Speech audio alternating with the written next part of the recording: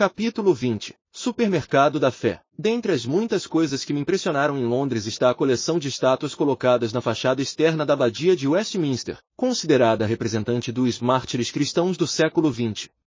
Ali estão figuras interessantes como Martin Luther King Jr., que lutou contra a discriminação racial nos Estados Unidos, e Oscar Romero, morto a tiros numa missa em El Salvador em 1980. Mas confesso que nenhuma me impressionou mais que a de Dietrich Bonhoeffer, talvez porque fosse um teólogo e eu já tivesse lido seus livros. Ele era um pastor luterano que foi morto pelos nazistas por ser um dos poucos clérigos que tiveram coragem de, estando na Alemanha, se levantar contra Hitler. Nascido em berço esplêndido, Bonhoeffer caminhava para uma carreira brilhante como teólogo, até que passou a considerar 3 coisas que mudaram o rumo de sua vida. O que significa ser discípulo de Cristo?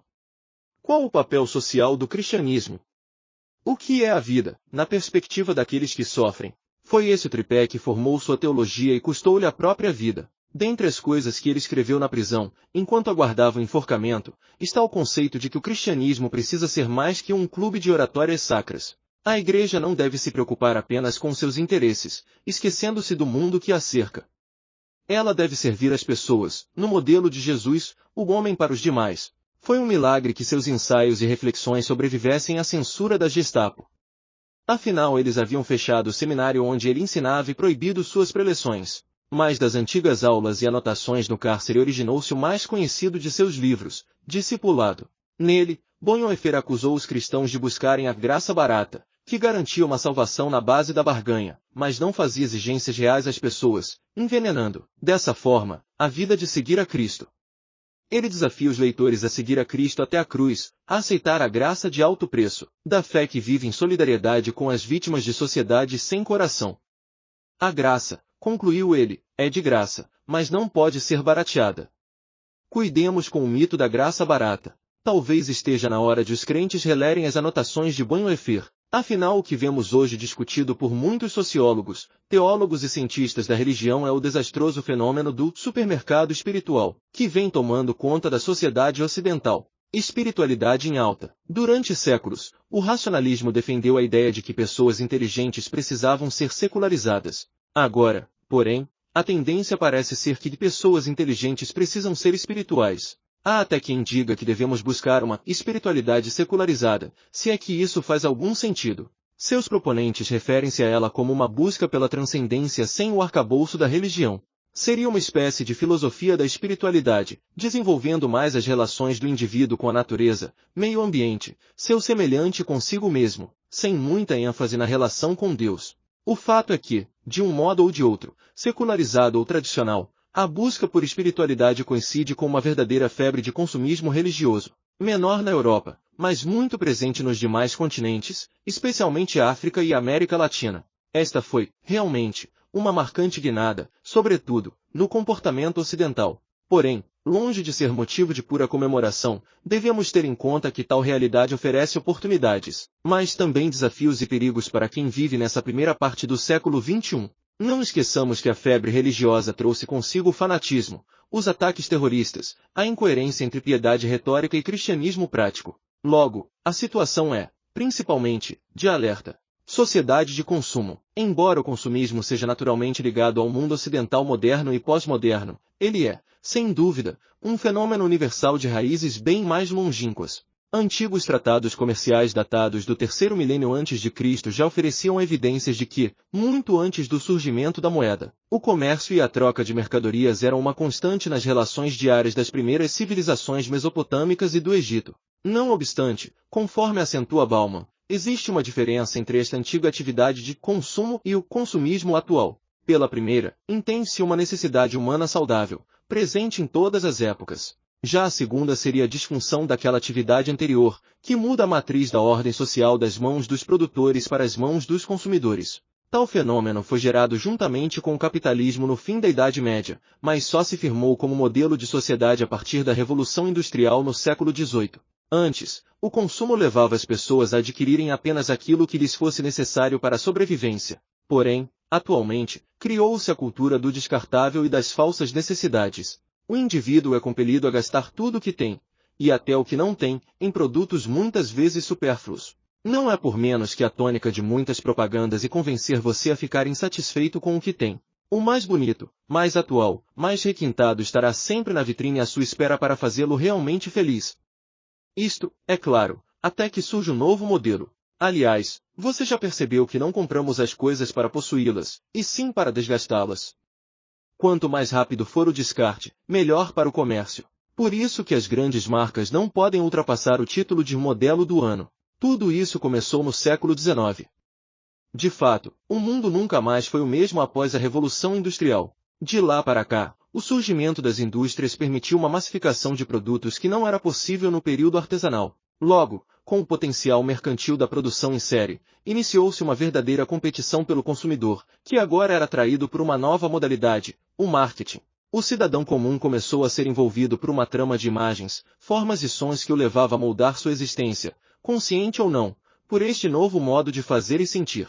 Como bem definiu Martin Lindstrom, para estudar o ser humano atual, não precisamos nos valer apenas da biologia, mas, sobretudo, da biology ou ciência do consumo, um trocadilho intraduzível entre os homófonos biology e biology. Mercado e religião. Danny Robert Dufour, autor do livro Le Divin Marché, ressalta que o mercado não é invenção dos mercadores ou burgueses, mas dos teólogos. Ele se refere mais propriamente ao moralista escocês Adam Smith, de 1723 a 1790, considerado por muitos o pai da economia moderna e o principal teórico do liberalismo econômico. Na verdade, Smith estaria mais para filósofo especulativo do que para teólogo propriamente dito. Sua ideia de divindade era mecanicista e pluralista. Em muitos de seus escritos, Deus é tratado apenas como um item do senso comum. Por essa razão, os pesquisadores Crepantis Amagni concluem que a reflexão econômica de Adam Smith já nasce autônoma em relação à teologia, nomeadamente a teologia moral. Não se pode, contudo, entender essa autonomia como sinônimo de total ruptura das correntes religiosas protestantes que formaram a maioria destes pensadores. Ainda é válida a clássica tese de Tawney de que pensamentos oriundos diretamente da reforma protestante exerceram um profundo peso nas mudanças sociais que deram origem ao mercado e ao consumismo moderno. No calvinismo, por exemplo, embora houvesse um incentivo para a busca de uma vida simples, sem ostentação e longe dos prazeres do mundo, também era corrente a ideia de que Deus predestinou alguns não apenas para a salvação, mas também para a riqueza material já aqui neste mundo. Não obstante, os calvinistas entendiam que um cristão predestinado à fortuna deveria usar seus recursos como investimentos, e não como desfruto. Esta era exatamente a bandeira inicial do capitalismo, a qual acabou modificada pela força do consumismo. Adam Smith era herdeiro de uma época em que o conceito de racionalismo substituiu progressivamente a ideia de revelação divina. Logo, a economia e o Estado moderno, embora inspirados em conceitos religiosos, tornam-se separados um do outro. E deste, secularizados, e a noção de santidade pessoal cedeu lugar à santidade dos bens e propriedades. Por isso a teoria da mão invisível, que rege o mercado, apresentada por Smith, possui tanto uma dimensão religiosa quanto secular, no que diz respeito ao seu conjunto de valores éticos e morais. Seja como for, esses dados não invalidam, mas reforçam a leitura que Dufour faz de Smith e da cultura mercadológica liberal. Dufour faz questão de acentuar que a expressão divino mercado usada no título de seu livro não deve ser entendida como uma metáfora. Trata-se de um conceito literal, postulado na ideia de que existe uma religião natural, que não é necessariamente a religião bíblica, que faz do mercado consumidor o novo Deus erguido nos altares da sociedade contemporânea. Resta saber os riscos e desafios que esse quadro apresenta aos religiosos da atualidade que se põem ao trabalho de refletir honestamente sobre sua fé. O consumidor espiritual. Com o fim da Segunda Guerra Mundial, os Estados Unidos inauguraram um programa de fácil acesso ao crédito, que colocou mais combustível no comportamento consumista e na disputa pelo consumidor cliente em potencial. Este combustível, aos poucos, foi tomando conta do mundo inteiro, especialmente a partir dos anos 1980 e 1990, com os novos rumos da globalização. Uma vez que as organizações religiosas também sejam ligadas a práticas econômicas, dízimos, ofertas, aquisição patrimonial etc., a emergência dos sistemas de economia globalizada passou a ver nas igrejas um enorme potencial de consumo que também poderia ser explorado. Criou-se a ideia de que religião e espiritualidade devem ser construídas não apenas com saúde e vida devocional, mas principalmente com bens materiais. Então surgiram as megachurches, os pregadores televisivos ao estilo showman, as teologias da prosperidade, finalmente, os investidores especializados em atender a esta nova fatia do mercado que é o cliente religioso. Daí a formação e exportação de expressões comerciais norte-americanas como spiritual supermarket, spiritual marketplace, spiritual customer, spiritual client, etc. Um dos grandes perigos que este contexto de mercado espiritual oferece é exatamente o surgimento do consumidor espiritual, que se assemelha em muitos pontos com o consumidor comum. Uma parábola escrita no século XVIII por Bernard de Mandeville ilustra o princípio do mercado e do consumidor moderno, e o consumidor espiritual por extensão. Seu título era A Colmeia Resmungona, ou A Fábula das Abelhas, e nela o autor faz uma notória comparação entre as abelhas e a sociedade humana. Sua irônica conclusão, que figura como moral da história, era a de que os vícios privados fazem a virtude pública, e era exatamente esse conceito que serviria de impulso para o consumismo que se seguiria. A alegoria de Mandeville foi uma obra de vital importância dentro do contexto da economia clássica, tendo sido comentada, inclusive, por Adam Smith, que transformou o termo pejorativo vício em um eufemismo mais aceitável como amor próprio e ambição. O fato é que o mercado percebeu no consumidor de hoje um sujeito acrítico e pós-neurótico. Compreender e refletir não lhe interessa mais, pelo contrário, o entedia. Ele quer é se divertir. Sendo assim, o marketing em muitas instâncias se torna uma promoção da anomia. A única regra a ser seguida é a de que o cliente sempre tem razão, ainda que esteja errado em seus conceitos. Afinal, ele consome e o mercado precisa de seu consumismo para sobreviver. Um círculo vicioso em que um alimenta o outro. Lamentavelmente, esta realidade adentrou as igrejas. Muitos religiosos, talvez sem o perceber, começaram a se portar mais como clientes que como membros do corpo de uma agremiação de fé. Falando especificamente do cristianismo, a noção de pecado, culpa e redenção praticamente evaporou-se de muitos púlpitos. Se antes a tônica dos grandes pregadores era, venha a Jesus, você, que se sente um pecador, a nova homilética conclama, venha a Cristo, você, que tem problemas na empresa, no casamento, na sua vida profissional. Desface a figura soteriológica do Filho de Deus, para dar lugar a imagens mais atualizadas de Jesus como psicólogo, consultor de negócios, orientador profissional, animador de auditório, etc. Aquele que o cristianismo antigo descreveu como redentor da humanidade tem seu papel reduzido à função de um técnico que resolve todos os problemas desta vida. O céu, a salvação e a vida eterna, conquanto não ausentes no novo cenário, terminam definitivamente colocados num segundo plano no momento de atrair e doutrinar os novos crentes.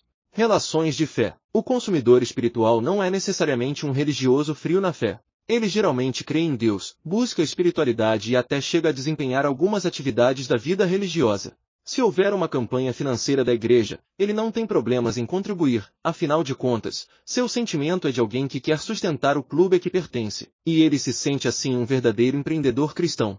Embora seja subjetivo e até perigoso julgar as intenções pessoais de um doador-contribuidor, é fato enquanto alguns que entregam seus dízimos, pactos e ofertas como fruto de uma fidelidade cristã realmente acreditam que aquela agremiação é séria e usará sua doação para um fim nobre. Você pode não acreditar nisso, mas há muitas agremiações religiosas sérias que vivem de doação e usam eticamente o dinheiro que lhes é repassado. Não tome a parte pelo todo. Contudo, há muitas que se portam como empresas corruptas, e os doadores, enganados ou não, doam seu dinheiro como investidores em um negócio.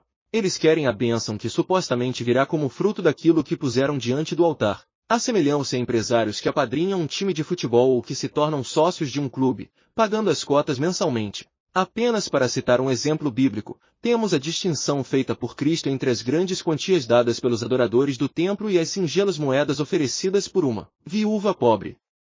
Ali não é a quantidade nem o ato de dar que estariam em questão, mas a intenção com a qual a oferta é depositada. Os ricos investiam no templo como sócios, mas a mulher o fazia como serva, reconhecendo a Deus como dono de tudo que ela tinha, inclusive sua própria vida. Lucas 21 versos 1 ao 4. Deus precisa do dinheiro da viúva? Claro que não. Seria idiotice pensar assim. Mas raciocine deste modo, Deus também precisa do meu recurso para resolver a fome do mundo. Ele poderia fazer isso sozinho, mas por alguma razão o céu resolveu contar comigo, o que sinceramente encaro como privilégio. Assim, o milagre pode operar do seguinte modo. Superando o egoísmo natural que todos nós possuímos, um poder fora de mim me impele a sair de minha zona de conforto, tomar o pão que antes só alimentaria minha fome e dividi-lo com meu irmão que está faminto. O que antes era 1 é igual a 1, agora se torna 1 é igual a 2. Lembrando, é claro, que pão é um termo simbólico. O que muitos precisam às vezes é de um simples abraço, um gesto de carinho ou um ato de perdão. Foi Cristo que disse que aquilo que eu fizer ao menor dos meus irmãos será como se estivesse fazendo por ele mesmo. Por favor, permita-me citá-lo para você, ainda que você não acredite no juízo final. Apenas veja a força social dessas palavras e o que está implicado nelas. Quando o Filho do Homem vier em sua glória, com todos os anjos, assentar-se-á em seu trono na glória celestial. Todas as nações serão reunidas diante dele, e ele separará umas das outras, como o pastor separa as ovelhas dos bodes, e colocará as ovelhas à sua direita e os bodes à sua esquerda. Então o rei dirá aos que estiverem à sua direita: venham, benditos de meu Pai. Recebam como herança o reino que lhes foi preparado desde a criação do mundo. Pois eu tive fome, e vocês me deram de comer, tive sede, e vocês me deram de beber, fui estrangeiro, e vocês me acolheram, necessitei de roupas, e vocês me vestiram, estive enfermo, e vocês cuidaram de mim, estive preso, e vocês me visitaram. Então os justos lhe responderão: Senhor, quando te vimos com fome e te demos de comer, ou com sede te demos de beber? Quando te vimos como estrangeiro e te acolhemos, ou necessitado de roupas e te vestimos?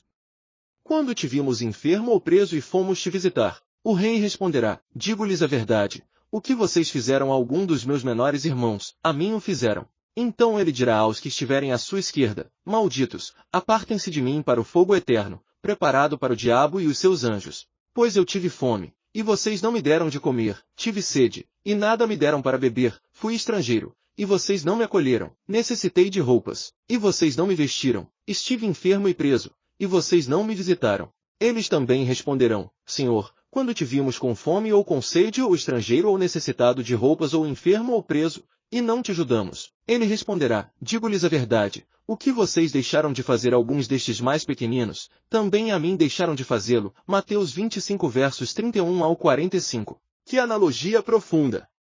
Interessante que a menção à tarefa pastoral de separar bodes e ovelhas é de uma sutileza tal que somente quem percebe as entrelinhas da ironia de Cristo pode captar. É muito comum ver até hoje no Oriente Médio pastores beduínos cuidando de bodes, cabras e ovelhas, todos num mesmo rebanho. Porém, quando escurece ou quando há escassez de alimento, os bodes não podem ficar junto das ovelhas por uma razão muito simples: eles comem tudo, mesmo depois de estarem satisfeitos. Não deixam nada para as ovelhas nem para ninguém. Na verdade, rebanhos de cabras têm concorrido em alto grau para o extermínio dos arbustos na região da Síria Meridional. Não há animais mais impeditivos do crescimento das plantações do que cabras, bodes e pragas de gafanhotos. Se me permitem uma aplicação sociológica das palavras de Cristo, não estaria aí uma boa denúncia contra os países ricos de maioria cristã que se tornaram os bodes e gafanhotos do mundo? Eles domesticaram Deus, e por isso, agem como se fossem os únicos filhos do reino com direito a participar da mesa de Cristo. Os demais são filhos do diabo ou criaturas de Deus, mas nunca filhos dele. Achou exagerada a conclusão? Então veja essa interessante comparação feita anos atrás por uma agência missionária internacional. Se pudéssemos reduzir a população mundial em uma aldeia com precisamente 100 pessoas, com todas as proporções demográficas permanecendo as mesmas, teríamos as seguintes características. A aldeia global teria 61 asiáticos, 13 africanos, 12 europeus, 9 latino-americanos e 5 pessoas dos Estados Unidos. Canadá: 50 seriam homens e 50 seriam mulheres, 25 seriam brancos, 75 seriam de outras etnias, 33 seriam cristãos e 67 seriam não cristãos, 80 viveriam em casas precárias, 16 seriam analfabetos, 50 seriam subnutridos e 1 estaria morrendo de fome. 33 não teriam acesso à água potável, 39 não teriam acesso a saneamento básico, 24 não teriam eletricidade, a maioria dos 76 que teria, somente usaria eletricidade para luz durante a noite, 57 pessoas não teriam acesso à internet, 99 não teriam formação universitária, 2 estariam próximos do seu nascimento, 1 próximo da morte. Agora o mais drástico que me faz pensar na advertência de Cristo: 48 viveriam com menos de $60 por mês, 20 viveriam com menos de $30 por mês, 5 pessoas apenas controlariam 32% dos recursos de todo o mundo e se o almoço comunitário fosse uma grande 100 fatias, 20 pessoas comeriam ou desperdiçariam sozinhas 80 fatias, e os 20 pedaços restantes seriam outros 80 cidadãos que ainda não comeram nada. Trágico como pode parecer, essa é a realidade. Se quiser posso dizer em termos percentuais para ficar estatisticamente mais elegante, simplesmente, 80% do consumo privado mundial é abocanhado por 20% da população mundial residente nos países mais ricos, o que faz sobrar para 80% da população, 5,6 bilhões de pessoas. Residente nos países mais pobres e em vias de desenvolvimento, apenas 20% da produção mundial. Apenas os Estados Unidos, com 4,5% da população mundial, consomem 40% de todos os recursos disponíveis. É claro que esse consumo em larga escala é sinônimo de degradação dos ecossistemas naturais. Em contrapartida, o aumento da produção industrial desses primos ricos envolve mais poluição, maior quantidade de lixo não reciclável e menos ambientes naturais preservados, o que compromete, sobremaneira, a qualidade de vida de todos. Não por acaso, etimologicamente a palavra consumir significa esgotar, exatamente como fariam os bodes da parábola de Cristo. Enquanto os mais ricos exageram no consumo,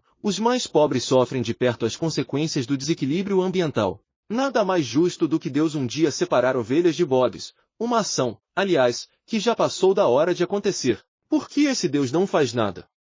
Ainda é um pouco cedo para eu entrar nesta temática, mas posso adiantar duas anedotas que ilustram essa questão. Uma delas é de um velho zombador que, desafiando a fé ingênua de um menino, disse: "Ai, guri, fiz um monte de coisas erradas ontem e desafio seu Deus a me destruir. Dou 1 minuto para ele mandar um raio na minha cabeça", gargalhava ele enquanto olhava um velho relógio de pulso. "Pode guardar seu relógio, tio. O ponteiro do relógio de Deus é maior que o seu e o minuto dele demora mais para acabar. Mas pode ficar tranquilo que ele anotou o seu pedido." Em escatologia, disciplina teológica que fala do juízo final, dizemos que ainda não significa nunca. Haverá o dia, eu acredito nisto, em que Deus virá, conforme diz o Apocalipse, destruir os que destroem a terra, Apocalipse 11h18. Neste ínterim, é claro, somos tentados a questionar por que Deus não faz nada. Aí entra a segunda anedota. Ela vem de uma tirinha de Calvin e Hobbes, no Brasil Calvin e Haroldo. O menino e o tigre de pelúcia conversam olhando as estrelas. Calvin pergunta: por que Deus não faz nada para ajudar a acabar com a fome e o sofrimento neste mundo? Haroldo responde: não tenho coragem de fazer esse tipo de pergunta a ele. Por quê? Indaga Calvin. Tenho medo de que ele me pergunte a mesma coisa, arrematou o tigre. Ao escrever isso, lembrei-me de um trecho de Carlos Drummond de Andrade, poema de 7 faces, que dizia: meu Deus, por que me abandonaste se sabias que eu não era Deus, se sabias que eu era fraco? Tomo a ousadia de parafrasear o gênio e digo igualmente: irmão, por que me abandonaste? Diria o necessitado. Se sabias que eu era humano como você. Se sabias que eu era fraco como você e precisava de sua ajuda. Embora eu acredite que Deus haja, não creio que o faça de maneira clara todo o tempo, muito menos que o faça com exclusividade. Teologicamente falando, caso Deus exista, ele em si mesmo se bastaria, mas preferiu contar conosco. A passividade cristã é um balde de lama jogado na proposta de Cristo. Se Deus realmente existe, ele espera de cada um de nós que sejamos instrumentos de transformação em nossa geração. Não apenas religiosos e nativos à espera de um reino que, deste jeito, nunca virá. Os bonzinhos do inferno, dizem que foi o controverso São Bernardo de Clairvaux, de 1090 a 1153, teólogo e místico católico da Idade Média, que disse pela primeira vez a frase: de boas intenções o inferno está cheio. Seja ou não dele, o que importa é que a partir do momento em que uma afirmação se torna dito popular, ela já não tem mais dono, pertence ao povo e até sua aplicação está sujeita às vicissitudes da semântica. Assim, o que posso aprender desse velho ditado é que piedade religiosa não é sinônimo de sinceridade religiosa. Assim como muitas violências feitas em nome de Deus nada tem a ver com ele, existem muitos discursos bonitinhos que igualmente não possuem relação alguma com o céu, por mais floreados que estejam de anjos, trombetas e moralidades. Em relação ao dito de Cristo citado anteriormente e as intenções pelas quais fazemos o bem, conheço uma antiga parábola que ilustra bem esse princípio. Era uma vez um rei amado por sua sabedoria e virtude que, sentindo-se envelhecer, achou por bem decidir qual dos 3 filhos herdaria o trono. Assim ele convocou os possíveis herdeiros à sua presença e disse: estou cada vez mais sem forças para continuar reinando e desejo hoje determinar qual de vocês me sucederá. Para isso, vou submetê-los a uma prova. Que cada um saia agora levando consigo provisão para o dia, devendo retornar ainda hoje, ao anoitecer, trazendo para mim a coisa mais valiosa do reino. Aquele cuja descoberta for considerada maior e mais digna receberá a coroa. Assim saíram os príncipes à procura da coisa mais valiosa. O mais velho resolveu procurá-la na capital do reino, deduzindo que uma coisa valiosa e importante só poderia estar lá. O segundo, entretanto, dirigiu-se para os castelos vizinhos, pensando em seus amigos para ajudá-lo a fazer a descoberta. Enquanto isso, o caçula, despreocupadamente, atravessou a cidade e encaminhou-se para o campo, onde morava um garoto amigo que, havia pouco tempo, perdera o pai e agora enfrentava sozinho a dura tarefa de lavrar a terra. Ninguém ali podia imaginar o que se passava na mente e no coração do jovem príncipe. Foi um dia longo e trabalhoso para os três irmãos, que, ao anoitecer, regressaram ao palácio, trazendo o resultado de um dia de buscas. Diante do pai e da corte ali reunida, o mais velho apresentou um cofre de ouro cravejado de pedras preciosas, pertencente ao mais antigo agiota do reino. O segundo entregou-lhe um pedacinho de renda finíssima, obra de que uma princesa das imediações. Tudo ia muito bem, mas restava ouvir o príncipe caçula. "O que você encontrou, filho?" indagou o rei ao mais jovem. "Nada. Absolutamente nada, meu pai. Na verdade, eu nem tive tempo para me ocupar nessa procura. Parei no campo do garoto órfão, que preparava a terra para a semeadura, e o ajudei no desempenho da tarefa, porque sua mãe estava doente e a terra precisava estar resolvida para receber os grãos de cereais. Assim acabei perdendo a noção do tempo e por isso estou de mãos vazias." "Não, meu filho", declarou o pai. "Você trouxe a coisa mais valiosa do meu reino, as marcas de um trabalhador digno e os frutos de um amor desinteressado. Minha coroa e o meu reino, a partir de hoje, serão seus." Todos os demais príncipes também deveriam ter boas intenções em relação aos necessitados do reino, mas isso não era sua prioridade. Eles paravam nas boas intenções. Portavam-se como um obeso que não leva a sério o conselho médico da dieta urgente. Ele olha para a balança, depois para o hambúrguer e decide que começará na próxima segunda sua mudança alimentar, algo, aliás, que ele já afirmou 2 semanas atrás. Mercenários da fé. Sei que muitos devem estar pensando, esses exemplos valem para questões de assistência social. Não tenho problema em ajudar aos pobres. Minha questão é dar dinheiro para líderes religiosos engordarem suas contas bancárias. Como fica, eticamente, o sustento de padres e pastores com o dinheiro dos fiéis? Existem, de fato, muitos profissionais da fé que agem de má fé. Não falar disso é negar o óbvio. Aliás, de acordo com um texto bíblico datado de aproximadamente 700 anos antes de Cristo, já havia naquele tempo os mercenários de Deus. Diz o texto atribuído ao profeta Ezequiel: "Filho do homem, profetiza contra os pastores de Israel, profetiza, e dize aos pastores, assim diz o Senhor Deus, ai dos pastores de Israel que se apacentam a si mesmos. Não devem os pastores apacentar as ovelhas?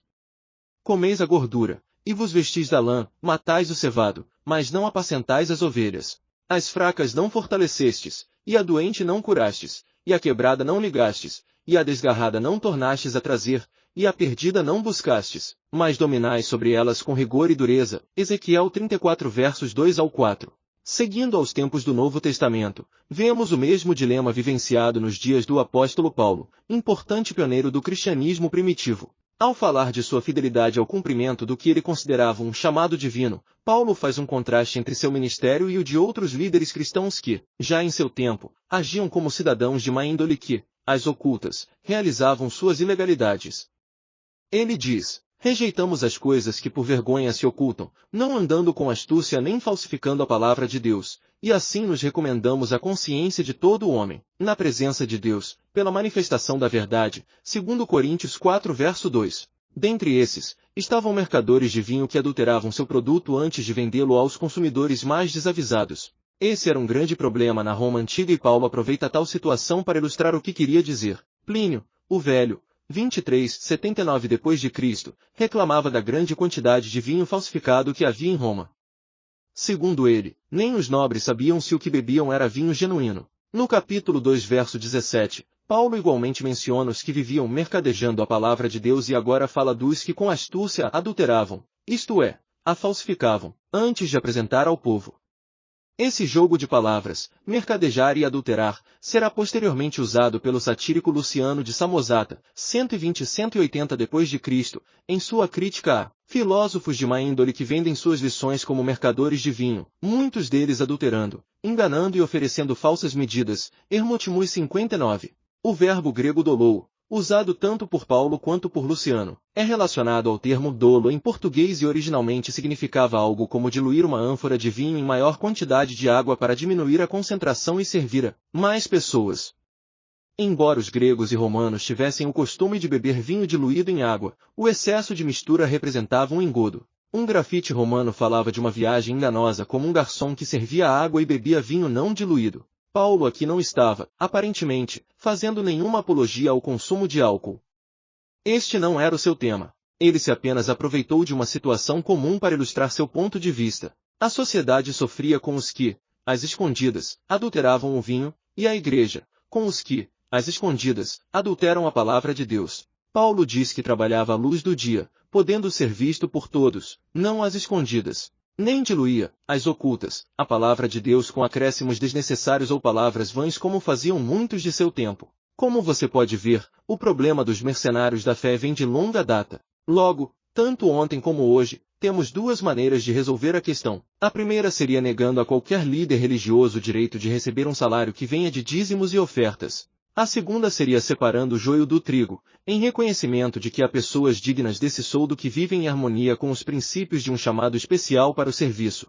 Pastores assalariados? Raciocine deste modo. Quem você acha que paga o salário de assistentes sociais, médicos e advogados públicos? Seu imposto, é claro.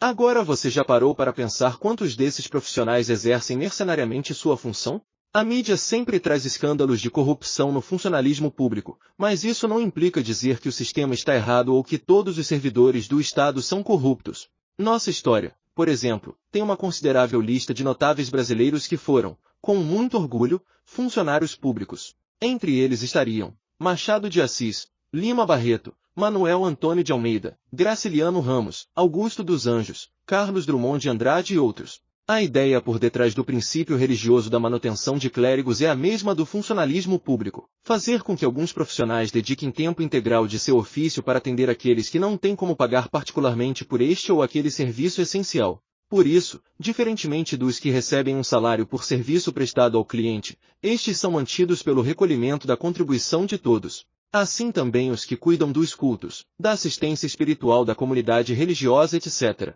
Eles, em tese, são separados para oferecer um serviço gratuito de cuidado do rebanho de Deus. Cabe ao líder administrar as coisas da igreja, preparar bons sermões, visitar os necessitados, organizar a assistência social, etc. Dá muito trabalho ser um pastor ou padre. Antes de me tornar professor universitário, eu cuidava de algumas igrejas e sei a trabalheira que isso dá. Não estou reclamando, apenas informando. Se a dedicação do ministro será de tempo integral ou parcial, isso depende de cada contexto. No entanto, creio ser justo que o recolhimento geral das ofertas sustente suas necessidades pessoais, a fim de que ele possa se dedicar ao trabalho pastoral de maneira mais efetiva. Em outras palavras, ser mantido pelos fiéis a fim de que possa usar seu tempo e talentos para servir a comunidade, e não enriquecer à custa dela. Não é questão de vadiagem. Como disse, cuidar seriamente de um rebanho demanda muita energia. Pregações, visitas a hospitais, administração dos recursos, servir como missionário em regiões de conflito, oferecer assistência social aos presos. Tudo isso são apenas algumas poucas atividades desse complexo ofício. Sei que alguns podem fazer as mesmas coisas de modo voluntário, nas horas vagas. Contudo, é vital que haja aqueles de dedicação integral. É bonito ver um médico dedicando 2 horas por semana para visitar presos e oferecer ajuda, como fazia Drauzio Varela. Contudo, na hora de um acidente, o cidadão não pode contar com um voluntário esporádico. Precisa ter certeza de que há um plantonista ou cirurgião permanente no hospital preparado para atendê-lo. Não dá para manter um sistema inteiro apenas como voluntários. A realidade é mais complexa que isso. O mesmo se dá nas questões religiosas. Para você pode não valer nada a presença de um clérigo no seu leito de morte, mas diga isso para aquela velhinha que está prestes a morrer e tem como consolo a presença de um padre ou pastor trazendo-lhe a unção quando ela mais precisa. Alguém, enfim, que não precisa pedir licença do serviço para levar oração até ela. Pelo contrário, ele está ali para isso. Para atendê-la como Cristo e os apóstolos fariam. Assim, o tempo que estes profissionais de capelania trabalhariam para ganhar seu sustento é dedicado integralmente ao serviço religioso de uma comunidade. Nada mais justo que os que ali congregam os mantenham com suas doações. Fora, é claro, O fato de que parte desse dinheiro deva ser destinado a outras atividades como manutenção do prédio, salário do zelador, assistência social, contas de água, luz, telefone, etc. Assim como a cobrança de impostos é justa para pagar professores, médicos, advogados e outros servidores públicos que, em contrapartida, oferecem seus préstimos à sociedade sem cobrar honorários adicionais, o mesmo se dá com líderes religiosos. A diferença é que os impostos são obrigatórios e cobrados pelo Estado, ao passo que as ofertas são voluntárias e solicitadas pelas igrejas de acordo com a consciência do membro doador. Se o mau exemplo de alguns mercenários da fé invalidar esse princípio, de igual modo deverei demover minha credibilidade de outras instituições como a escola, a saúde, o esporte, pois o número de escândalos envolvendo esses setores é sem paralelo. Mesmo assim, desconheço um desportista, por exemplo, que deixe de investir recursos próprios em seu time por causa de um cartola oportunista, teatro e fast food espiritual. Concluo este capítulo com uma nota de perdão aos não religiosos. Sei que não tenho qualquer procuração pública para pedir desculpas em nome de todos os religiosos. Porém, o faço no sentido de mostrar que não tenho uma visão romântica das igrejas. Num capítulo adiante falarei sobre o papel e a importância desse elemento social chamado igreja. Por ora, no entanto, revelo a consciência de que a igreja pode ter um papel de relevância ou obstáculo no diálogo com aqueles que não creem. Lembrando que religião é um organismo vivo, constituído de pessoas comuns, relembro a figura do consumidor espiritual que abriu essa conversa. Ele geralmente aprecia uma igreja de espetáculos, com entretenimento de qualidade, mas com valor espiritual barato. Como um sommelier em relação ao vinho, ele é um apreciador de bons sermões, com boa concatenação de ideias e conforto espiritual garantido. Muitos, na verdade, até dispensam a boa concatenação de ideias. Afinal, não querem pensar, preferem o espetáculo mesmo. Falando especialmente das religiões evangélicas, o teólogo Augustus Nicodemus afirmou: há muito show, muita música, muito louvor, mas pouco ensino bíblico. Nunca os evangélicos cantaram tanto e nunca foram tão analfabetos de Bíblia. Nunca houve tantos animadores de auditório e tão poucos pregadores da palavra de Deus. São pessoas que não admitem uma igreja que lhe repreenda os pecados ou torne difícil sua existência num mundo relativista e pós-moderno. Elas querem um show, não uma demanda por contínua transformação pessoal. Amam passar por sócios de um clube da fé. Sentem-se clientes de Deus, não servos do Evangelho de Cristo, especialmente no que diz respeito à caridade em relação aos mais necessitados. A instituição chamada Igreja, por sua vez, corre o risco de querer pagar qualquer preço para a manutenção desses consumidores espirituais que a sustentam. Afinal de contas, o cliente sempre tem razão e o mercado deve atender às necessidades do consumidor, ainda que muitas delas sejam necessidades artificiais criadas pelo próprio marketing para montar um círculo vicioso no qual o consumidor alimenta a indústria e a indústria alimenta o consumidor. Aí cria-se um grande argumento para a proposta ateísta. Como crer se os que creem não vivem como crentes? John Drane, de maneira muito bem-humorada, chamou esse fenômeno de MC-donaldização da igreja. Sua expressão foi adotada de um livro anterior do sociólogo George Hitzer, The MC-Donaldization of Society, a MC-donaldização da sociedade, publicado em 1993. Na obra de Hitzer, a famosa franquia de alimentos é usada como alegoria para sistematizar a força motora do mundo ocidental que anda à velocidade do fast food. Hoje, tudo que tem sucesso deve ser eficiente, calculável, previsível e controlável. O problema é, à luz de que esses adjetivos são avaliados? Qual é o padrão do controlável, do cálculo? No campo comercial, o padrão é o mercado e o cliente, mas e no campo religioso? Essas são questões que deveriam merecer maior atenção daqueles que dizem acreditar em Deus. Quando a evidência de Deus se mistura com o modo como alguns crentes lidam com sua crença, o ateísmo realmente adquire um bom argumento para afirmar suas colocações.